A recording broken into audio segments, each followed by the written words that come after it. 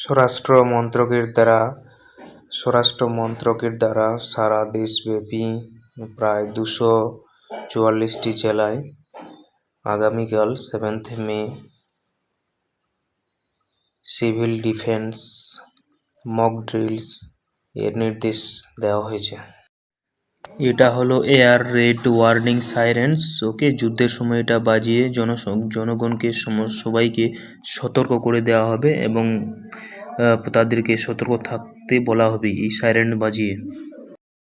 Civilian এবং স্টুডেন্টদেরকে বলা হবে কিভাবে তাদেরকে আশ্রয় নিতে হবে। হ্যাঁ, এটা হলো ব্ল্যাক আউট মেজার্স, যেটার মাধ্যমে মানে এটা করা হয় এই জন্যই যাতে করে শত্রুপক্ষ আকাশপথে বিমানের মাধ্যমে হামলা না করতে পারে, যারা লাইট দেখতে না পায়।